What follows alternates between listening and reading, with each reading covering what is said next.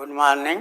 आज हम लोग इंटरमीडिएट कक्षा 12 की सामान्य हिंदी के संदर्भ में गद्य खंड कुछ है जो लिख रहे हैं।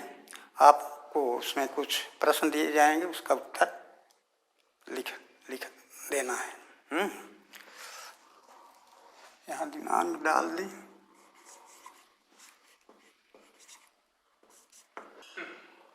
उपरोक्त गद्यांश खंड में निम्न प्रश्न दिए गए हैं, जिसमें पहला प्रश्न है प्रयुक्त गद्यांश के पाठ और लेखक का नाम लिखें।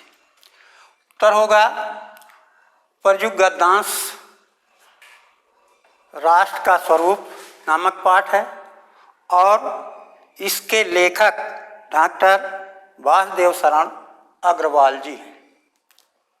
ये पहला पाठ का उत्तर हो गया।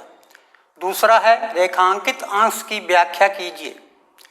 सी में नीचे की पंक्ति है जिसमें राष्ट्रीयता की जड़ें जितनी गहरी होती हैं उतना ही राष्ट्रीय भावों का अंकुर की जड़ें जितनी गहरी होंगी उतना ही राष्ट्रीय भावों का अंकुर पल्लवित होगा। इसलिए पृथ्वी के भौतिक स्वरूप की आदोपांत जानकारी प्राप्त करना, उसकी सुंदरता, उपयोगिता और महिमा को पहचानना आवश्यक धर्म है। इसमें नीचे जो रेखांकित भाग है इसकी व्याख्या लिखेंगे। लेखक के अनुसार राष्ट्रीयता तथा पृथ्वी का संबंध अटूट एवं अनिवार्य है। अतः पृथ्वी के साथ राष्ट्रीयता का संबंध अधिक मजबूत होगा, उतना ही राष्ट्रीय भावनाओं का विकास भी संभव होगा।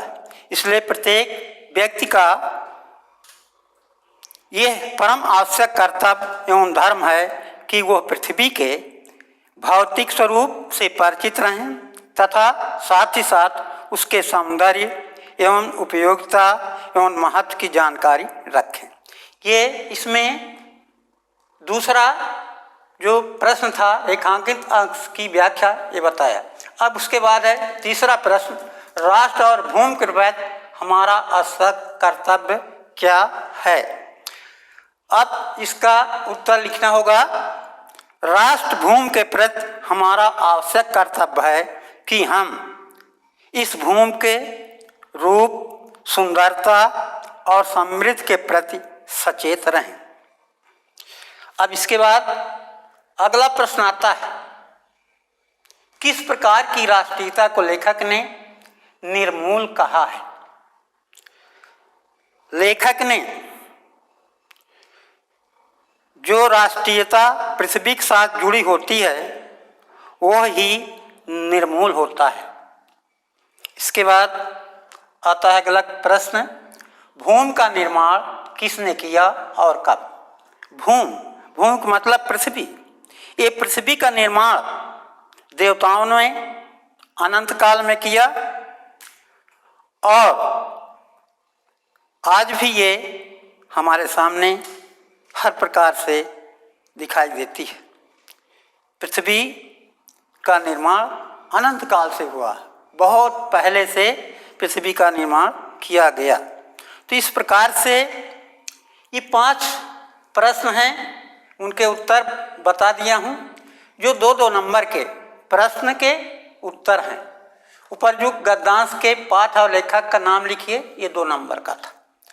रेखांकित अंश की व्याख्या कीजिए, ये भी 2 अंक का था। तीसरा है राष्ट्र और भूमि के प्रति हमारा आवश्यक कर्तव्य क्या है, तो इसका भी मैंने उत्तर बताया। किस प्रकार की राष्ट्रीयता को लेखक ने निर्मूल कहा है, ये भी आपका 2 नंबर का है। उसके बाद आता है 5वां क्वेश्चन, भूमि का निर्माण किसने किया और कब, ये भी 2 नंबर का है। तो कुल मिलाकर के एक गद्यांश है जिसमें 5 प्रश्न हैं, उनके उत्तर लिखने होंगे और ये 2-2 नंबर के रहेंगे।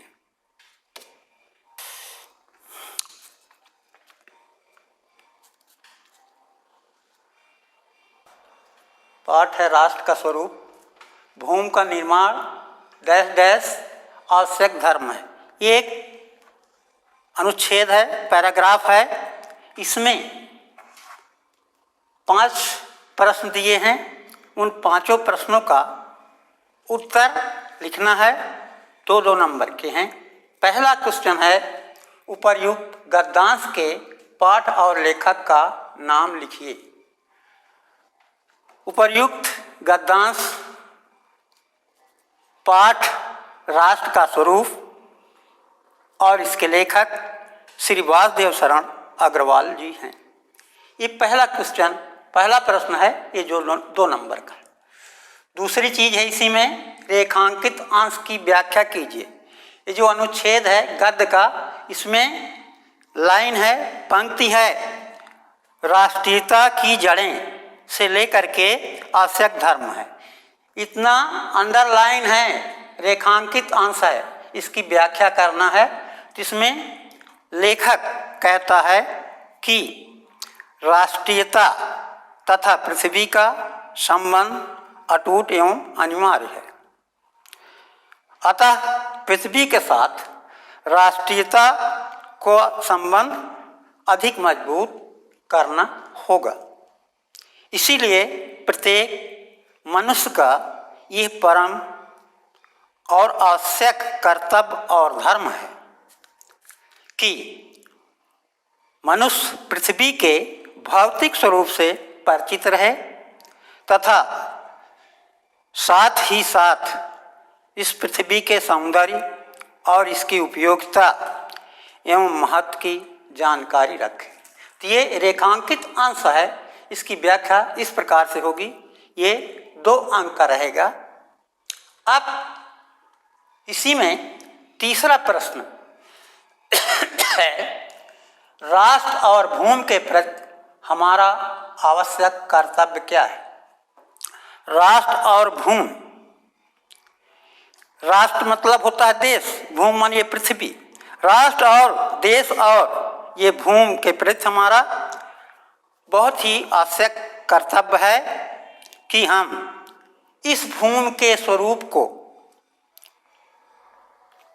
सुंदरता को और समृद्धि के प्रति सचेत रहें।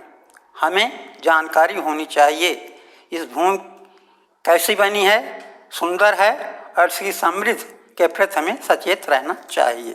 ये तीसरा क्वेश्चन हो गया, तीसरा प्रश्न हो गया। ये भी 2 नंबर का है। अगला प्रश्न है, किस प्रकार की राष्ट्रीयता को लेखक ने निर्मूल कहा है। अब ये प्रश्न है, किस प्रकार की राष्ट्रीयता को लेखक ने निर्मूल कहा है।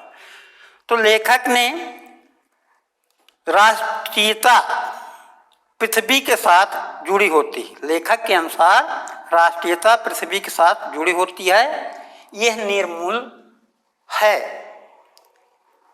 इसी प्रकार से अंतिम प्रश्न है, भूमि का निर्माण किसने किया और कब। भूमि ये पृथ्वी, ये पृथ्वी का निर्माण देवताओं ने किया, जो अनंत काल में किया।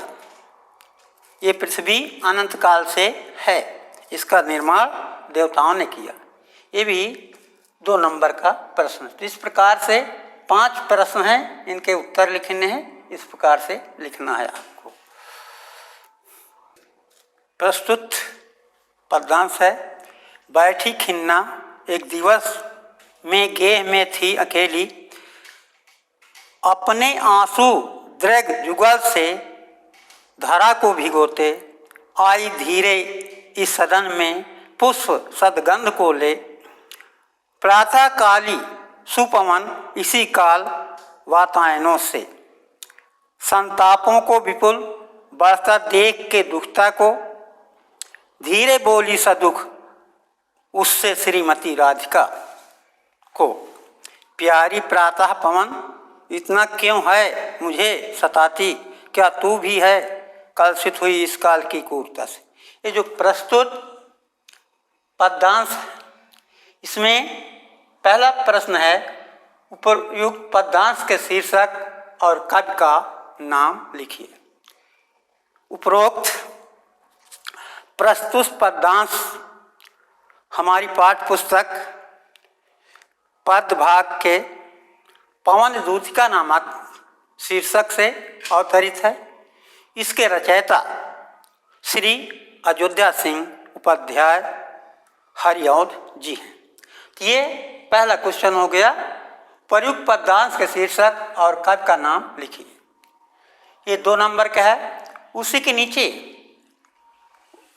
एक प्रश्न और, वो है घर में दुखी होकर अकेले कौन बैठा था।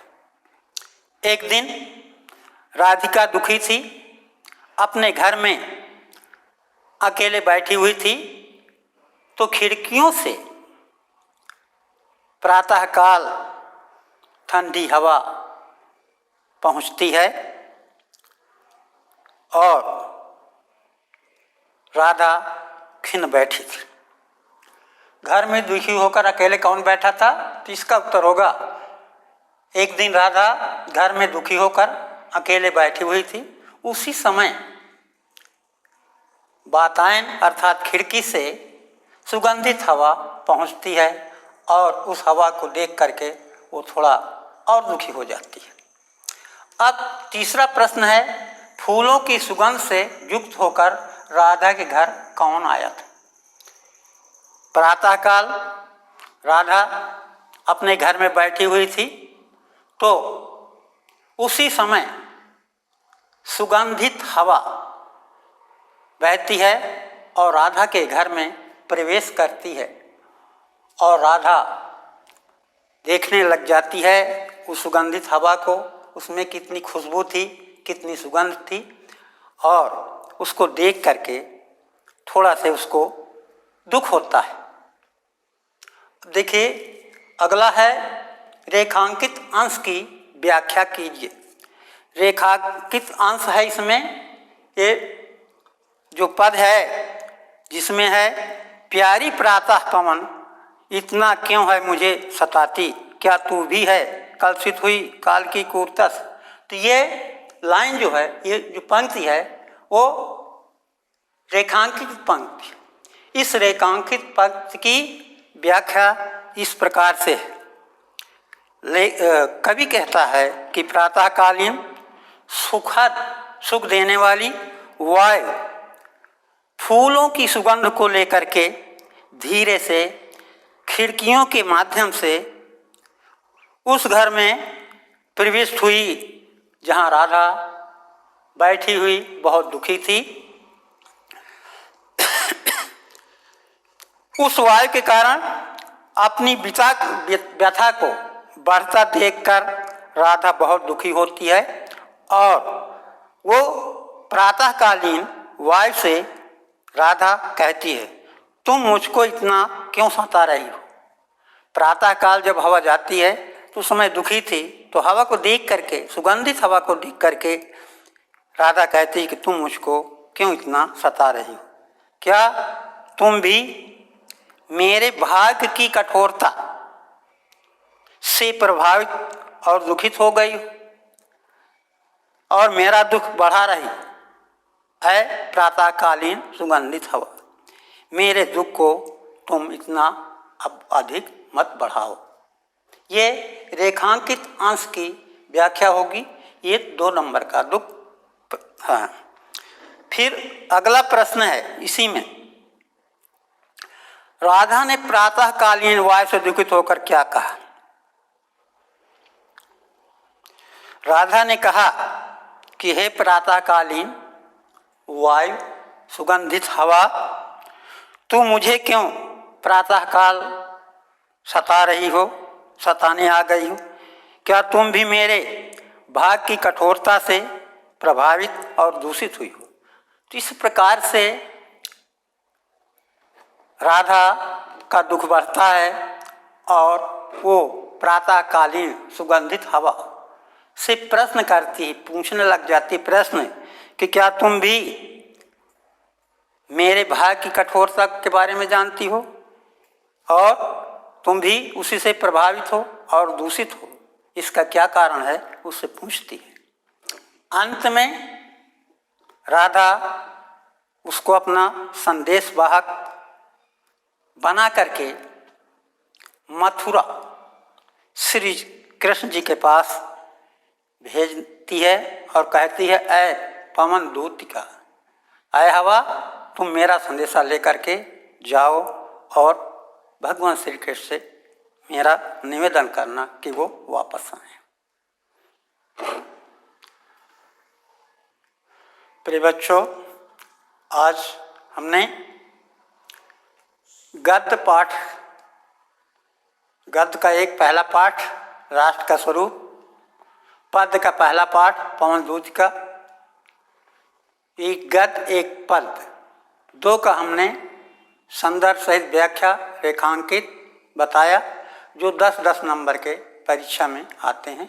कल इसके बाद अगला चैप्टर होगा एक गद्य का एक पद्य का। ठीक रहेगा।